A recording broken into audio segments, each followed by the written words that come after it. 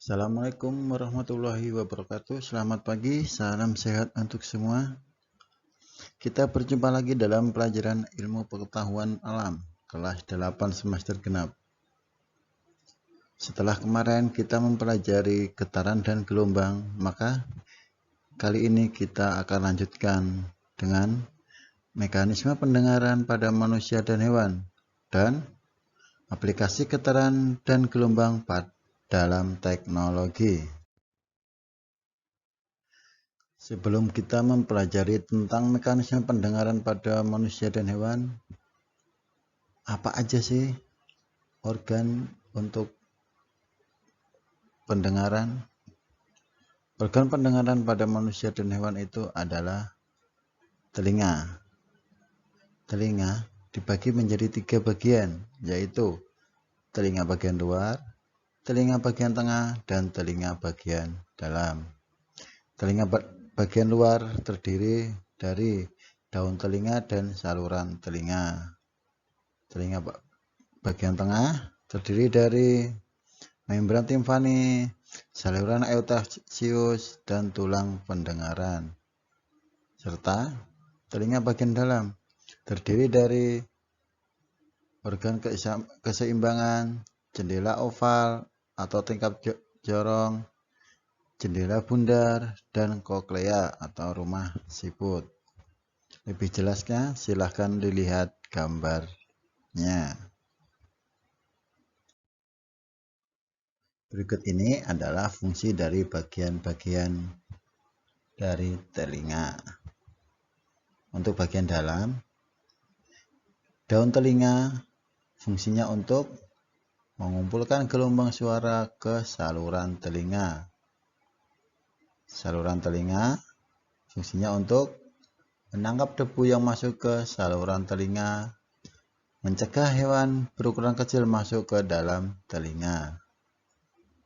Berikutnya, telinga bagian tengah, gendang telinga atau membran timpani, fungsinya untuk menangkap gelombang suara dan mengubahnya menjadi getaran yang diteruskan ke tulang telinga. Tulang telinga fungsinya untuk meneruskan getaran dari gendang telinga ke rumah siput. Lanjut ke bagian dalam. Bagian dalam ada saluran eustasius. Fungsinya menghubungkan rumah telinga tengah dengan rongga mulut atau faring. Berfungsi untuk menjaga tekanan udara antara telinga tengah dan saluran di telinga luar agar seimbang. Tekanan udara yang terlalu tinggi atau terlalu rendah disalurkan ke telinga luar dan akan mengakibatkan gendang telinga tertekan kuat sehingga dapat robek. Rumah siput atau koklea. Koklea merupakan saluran berbentuk spiral yang menyerupai rumah siput. Di dalam koklea terdapat adanya organ korti yang merupakan fonoreseptor. Organ korti berisi ribuan sel rambut yang peka terhadap tekanan getaran. Getaran akan diubah menjadi impuls saraf di dalam sel rambut, kemudian diteruskan ke otak. Saluran gendang atau labirin terdiri dari saluran setengah lingkaran yang berfungsi untuk mengetahui posisi tubuh atau sebagai alat keseimbangan. Saluran gelang ini atau labirin, mungkin kalian pernah merasakan kemasukan air dan kepala terasa goyang. Itulah fungsi dari saluran gelang sebagai alat keseimbangan. Bagaimana sih proses pendengaran pada manusia? Bagaimana kita kok bisa mendengar? Proses mendengar diawali dari lubang telinga yang menerima gelombang dari sumber suara. Gelombang suara yang masuk ke dalam lubang telinga akan menggetarkan gendang telinga. Getaran membran telinga ditransmisikan melintasi telinga tengah melalui tulang kecil berjumlah 3 yang terdiri atas tulang martil, landasan, dan sanggurdi. Telinga tengah menghubungkan ke faring oleh tabung Eustachius. Getaran dari tulang sanggurdi ditransmisikan ke telinga dalam melalui membran jendela oval ke koklea. Koklea merupakan suatu tabung yang bergulung seperti rumah siput. Koklea berisi cairan limfa. Getaran dari jendela oval ditransmisikan ke dalam cairan limfa dalam ruangan koklea.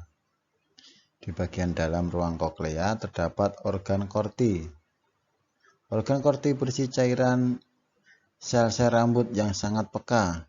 Inilah reseptor getaran yang sebenarnya. Sel-sel rambut ini akan bergerak ketika ada getaran di dalam koklea, sehingga mensimulasi getaran yang diteruskan ke saraf auditori ke otak. Lebih jelas silahkan dilihat di gambar. Di situ ada nomor-nomor proses pendengaran pada manusia.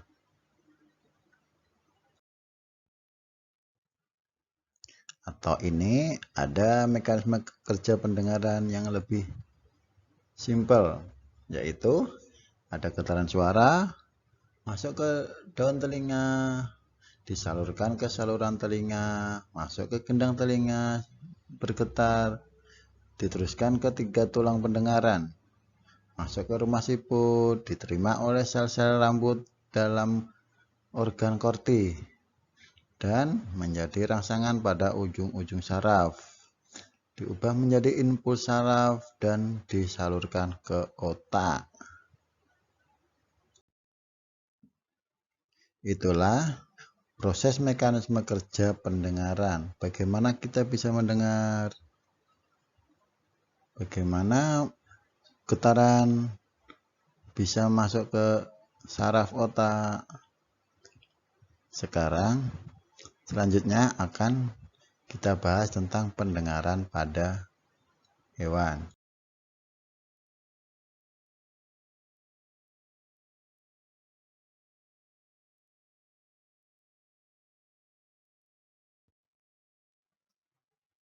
Berikut kita akan mempelajari pendengaran pada hewan, khususnya pada kelelawar. Bagaimana kelelawar mencari makan pada malam hari yang gelap? Kelelawar mempunyai kemampuan ekolokasi yang digunakan untuk mencari makan pada malam hari. Kelelawar memancarkan bunyi frekuensi yang tinggi, bunyi ultrasonik dengan frekuensi di atas 20.000 Hz melalui mulutnya. Bunyi tersebut akan dipantulkan oleh benda-benda di sekitarnya. Dengan mendengar bunyi pantulan, kelelawar dapat memperkirakan jarak adanya makanan atau rintangan. Dengan demikian, kelelawar dapat mencari makan pada malam hari tanpa menabrak benda-benda di sekitarnya. Secara simpelnya, kelelawar mengeluarkan suara dan akan memantul didengar oleh telinganya. Jadi dia bisa menentukan jaraknya. Sama dengan kelelawar, lumba-lumba juga memanfaatkan pantulan bunyi atau gelombang. Pantulan bunyi yang diterima oleh lumba-lumba digunakan untuk mendeteksi informasi mengenai jarak benda-benda, ukuran, dan pergerakannya. Dengan demikian, lumba-lumba dapat mengetahui lokasi mangsanya. Lumba-lumba juga memanfaatkan pantulan bunyi untuk berkomunikasi dengan lumba-lumba lainnya dalam jarak lebih dari 220 km. Setelah kita mempelajari mekanisme pendengaran pada manusia dan hewan, Berikutnya kita akan mempelajari aplikasi getaran dan gelombang dalam teknologi. Untuk apa aja sih? Bagaimana cara kerjanya? Berikut kita akan ulas.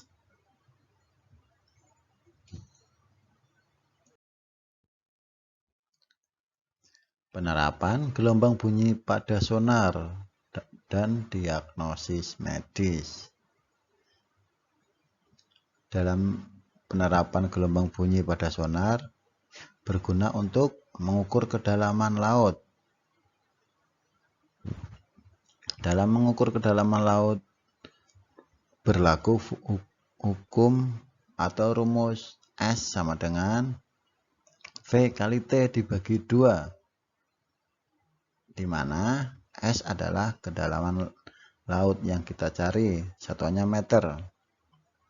V adalah kecepatan gelombang ultrasonik, satuannya meter per sekon, dan T adalah selang waktu gelombang, satuannya sekon. Kenapa kok dibagi 2? Karena sumber bunyi yang dikirimkan akan dipantulkan kembali ke sumber awal, sehingga dibagi 2 karena terjadi pemantulan. Berikutnya dalam diagnosis medis. Diagnosis dengan prinsip efek Doppler gelombang bunyi. Biasanya kadang-kadang kita gunakan atau pemeriksaan untuk detak jantung pada bayi atau pada stetoskop. Stetoskop bentuknya seperti selang yang sering digunakan oleh para dokter. Fungsinya untuk mendengarkan detak jantung yang ada di dalam tubuh.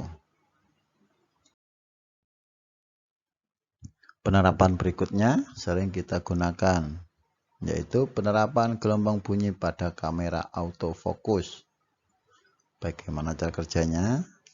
Kamera tipe autofokus memancarkan gelombang ultrasonik yang merambat ke arah benda yang difoto, sehingga dia akan memfokuskan gambarnya.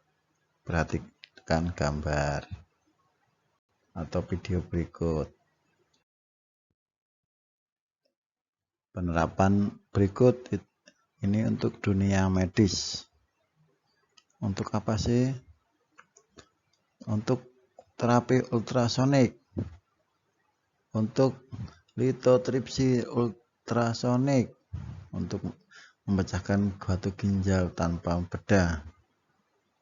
Dan yang tidak asing yaitu untuk USG ultrasonografi pada ibu hamil untuk melihat kondisi bayi yang ada di dalam kandungan. Dalam medis ini tidak akan merusak jaringan. Selanjutnya, penerapan gelombang bunyi pada alat sterilisasi atau pembersihan. Pembersihan menggunakan alat ultrasonik dengan larutan deterjen lebih aman, efisien, dan efektif jika dibandingkan dengan menyikat. Alat ultrasonik digunakan secara tertutup selama kurang lebih 10 menit. Setelah dibersihkan, instrumen tersebut dicuci di bawah aliran air dan dikeringkan dengan baik sebelum disterilkan. Hal ini penting untuk mendapatkan hasil sterilisasi yang sempurna dan untuk mencegah terjadinya karat. Metode ini diyakini efektif karena efisien dan memakan waktu yang relatif sebentar. Selanjutnya, penerapan getaran dan gelombang pada pengujian material.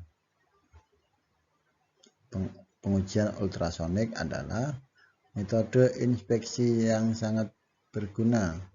Pemeriksaan dapat dilakukan dengan cara yang berbeda. Pengujian ultrasonik ini mencakup hal-hal berikut. Pertama, mendeteksi cacat, letak inklusi dan porositas. 2. Erosi dan mengukur ketebalan korosi. Ketiga, penilaian integritas komponen adhesif yang melekat atau bracing terpatri. Keempat, perkiraan isi dalam komposit, campuran 2 atau lebih material dan plastik. Kelima, pengukuran ke dalam pengerasan baja. Keenam, perkiraan ukuran biji logam. Selanjutnya, penerapan gelombang bunyi pada sonikasi. Apa sih sonikasi? Sonikasi adalah suatu teknologi yang memanfaatkan gelombang ultrasonik. Proses sonikasi ini mengubah sinyal listrik menjadi getaran fisik yang dapat diarahkan untuk suatu bahan dengan menggunakan alat yang bernama sonikator. Sonikasi ini biasanya dilakukan untuk memecah senyawa atau sel untuk pemeriksaan lebih lanjut. Getaran ini memiliki efek yang sangat kuat pada larutan yang menyebabkan pecahnya molekul atau putusnya sel. Itulah beberapa penerapan gelombang dan getaran yang ada di teknologi, dan masih banyak lagi penerapan gelombang, getaran, bunyi di sekitar kita dalam dunia teknologi.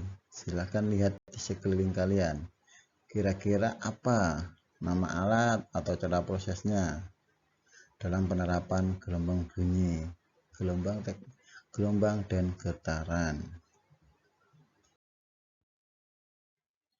Baiklah, setelah kita mempelajari sedikit dari mekanisme pendengaran pada manusia dan hewan, serta aplikasi getaran dan gelombang dalam teknologi, berikut ini ada latihan.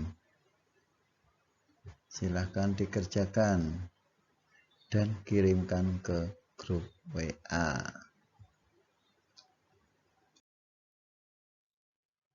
Oke, setelah kita selesai mempelajari materi dan Bapak tunggu hasil latihannya. Akhirnya Bapak akhiri. Wal taufiq wal hidayah. Wassalamualaikum warahmatullahi wabarakatuh. Salam sehat dan jaga kesehatan. Kita akan ketemu lagi dalam materi optik.